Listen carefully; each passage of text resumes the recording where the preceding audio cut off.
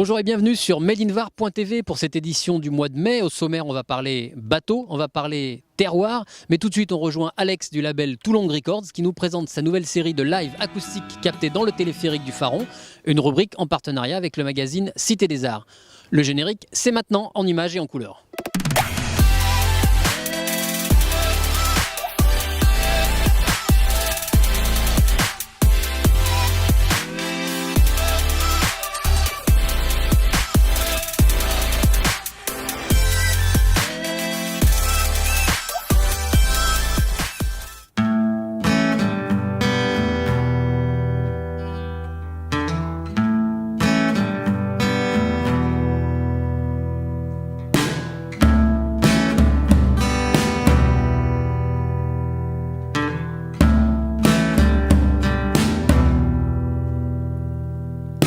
This time I make it alone. Toulon Records, c'est un petit label qui est né avec la volonté d'aider les autres groupes. Moi-même étant musicien, artiste et dans l'ère toulonnaise, j'avais envie de faire participer un petit peu tous les copains à cette aventure collective. Can I hold my tears? Can I fall? L'idée de faire quelque chose en téléphérique est née avec l'envie de s'accrocher à un symbole du territoire et de développer un projet récurrent autour de ce symbole, de cette identité. Pourquoi ? Parce que le label, comme son nom l'indique, Toulon déjà, est rattaché à la ville de Toulon. Il y a cette envie de travailler le local, même si aujourd'hui on est aussi sur du global puisque tout s'exporte assez rapidement avec Internet. Mais quand même l'envie donc de rester dans un ancrage territorial. On avait déjà tourné 3 épisodes dans la saison 1 avec les 3 groupes qu'il y avait sur le label à l'époque, c'est-à-dire Elbot Show, Borealwood et Twin Apple. Et là, on a voulu être plus ambitieux, donc avoir plus de groupes représentés. Donc il y a des groupes qui sont dans le label depuis un moment, comme Dandruff par exemple. Et puis il y a des groupes qui viennent d'intégrer le label sur la dernière année ou qui sont en train de l'intégrer. Donc on va avoir également Somehow, Bleu Canyon, At Down We Are Kings et Lunapache. Alors Lunapache, c'est le projet d'Anthony, c'est le projet qu'il a monté après Borealwood. C'est du rock kaléidoscopique entre Primal Scream, les Black Angels aussi pour les références américaines, et Étienne Dao sur le français puisque c'est un projet qui est chanté en français. Donc le premier album va sortir dans pas longtemps sur le label, on travaille aussi sur des clips avec lui. Dandruff, c'est un projet de pop rock, donc on a sorti son 2e album sur le label il y a 2 ans maintenant. Et donc pour l'instant c'est un groupe qui est en sommeil, mais je ne désespère pas qu'il n'ait pas un projet de 3e album qui arrive bientôt. Ensuite, comme autre groupe qui a joué dans le téléphérique, on a Somehow.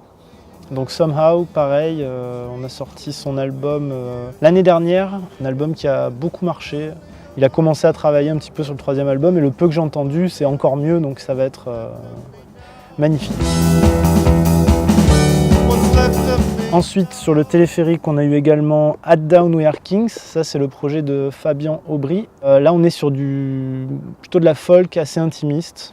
Et enfin, dernier groupe qui a participé à ce projet du téléphérique, c'est Bleu Canyon, des Toulonnais, un duo aujourd'hui trio sur scène. Donc là, on lorgne un petit peu vers l'électro. C'est de la pop encore, mais avec beaucoup de sonorités électro, une musique assez cinématographique. Sur le tournage, ce qui était compliqué, c'était le côté exigu dans les cabines pour mettre en place tout le matériel et mettre en place aussi les groupes. Donc heureusement, le maximum qu'on était, c'était 2 personnes par groupe, plus 2-3 dans l'équipe technique. On n'était pas plus de 5, donc en tout, plus la personne qui accompagne le téléphérique.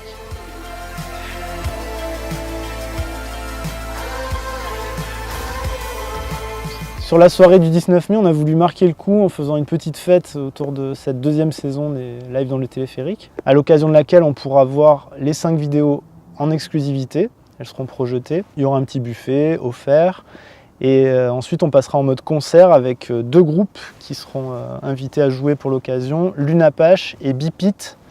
Bipit qui n'a pas participé au projet directement, mais qui est un groupe qu'on suit également avec le label. Il est composé de Gabi et de Nico, qui sont également membres de Twin Apple. Alors vous pourrez retrouver toutes ces vidéos à partir de fin mai sur la page YouTube de Toulon Records. Voilà.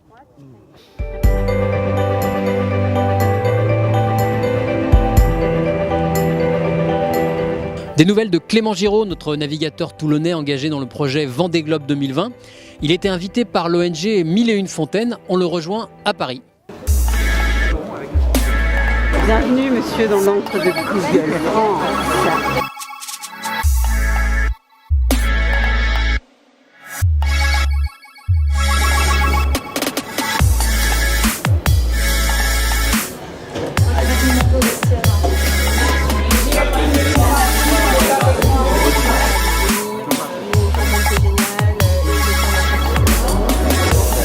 J'ai eu la chance d'être contacté par une ONG qui s'appelle 1001 Fontaines, qui fait de la potabilisation d'eau dans certains pays qui en ont besoin, qui ont un modèle économique qui est très intéressant et très engagé socialement. Et ils nous ont appelés parce que notre projet correspond à leurs valeurs. Et ce soir, on est avec de très beaux invités.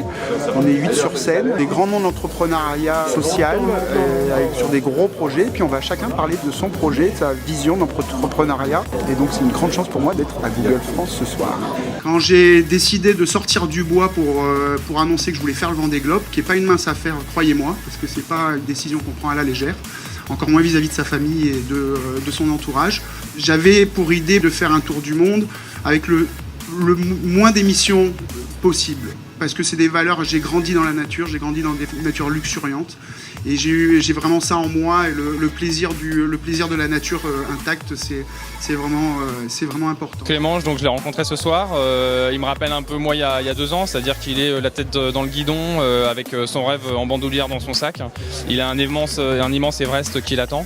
Et le conseil que j'ai envie de lui donner, c'est de travailler et d'y croire, parce que j'étais comme lui il y a 2 ans, à 16 mois du Vendée Globe, pareil, j'avais mon rêve, mon PowerPoint, voilà, une équipe naissante et un projet et à peine un bateau, et j'ai réussi à le faire, et donc je lui souhaite le même bonheur que moi. Et donc je vais y retourner moi aussi, et donc l'avertissement que je veux te lancer, c'est fais attention, c'est une drogue dure, et quand on y a goûté, on y retourne toujours. Merci beaucoup pour tous ces conseils. Si on peut les applaudir tous les deux, et on te souhaite bon courage pour 2020.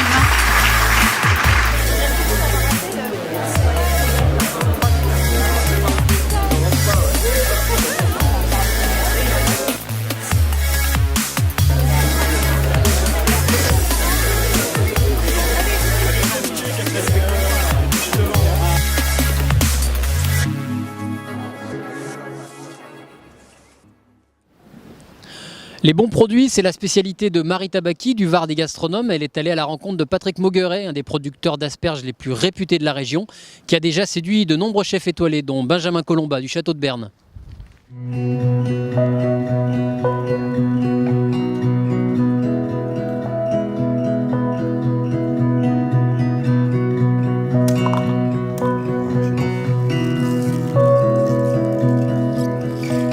Et elle se mange jusqu'au pied. Délicieux. Un régal.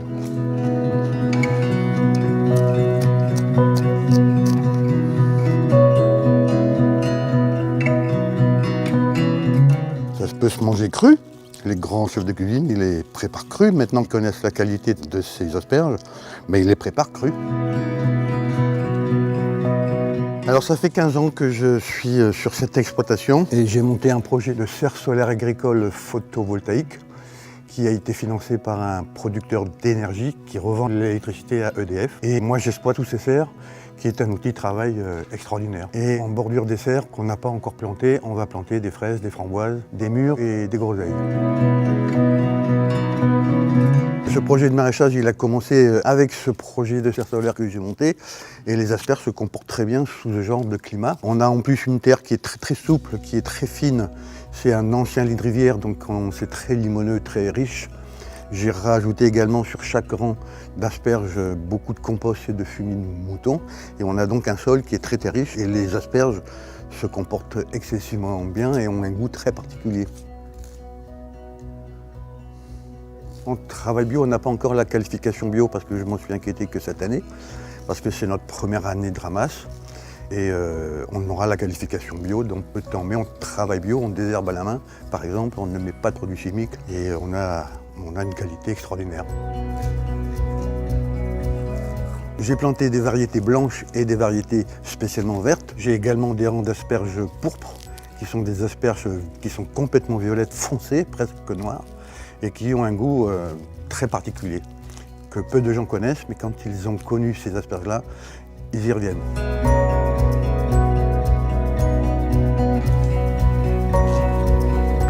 C'est un légume qui est plein de vitamines, c'est excellent pour la santé. C'est fatigant à ramasser, c'est un boulot qui est quand même assez pénible, puisqu'on est courbé toute la journée, mais c'est tellement bon quand on les mange que c'est un plaisir, c'est vraiment un plaisir. Quand on a un bon produit, quand on est un agriculteur et qu'on a un bon produit, c'est une satisfaction personnelle que les clients soient contents. Et j'adore entendre les clients me dire que mes asperges sont excellentes. J'ai commencé à développer mon commerce avec les grands chefs étoilés de France. Et mon premier grand chef étoilé, c'était le chef Benjamin Colomba, au château de Berne à Lorgues, qui, quand je lui ai apporté mes premières asperges, je vais vous dire ce que je lui ai dit, je lui ai dit goûtez mes asperges. Il me dit non, il faut que je les prépare. Et je lui ai dit non, si elles sont bonnes crues, elles seront bonnes cuites. Hein. Et il a mangé toute ma caisse d'asperges, il n'en avait plus.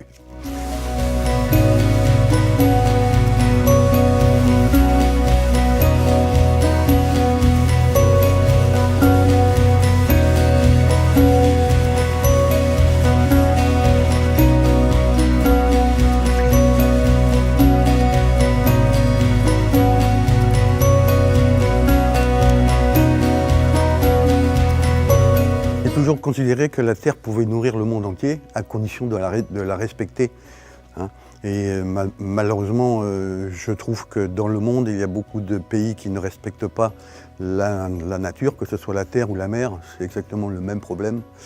Et pour moi, il est indispensable de respecter la nature si on veut que la nature nous donne de quoi manger.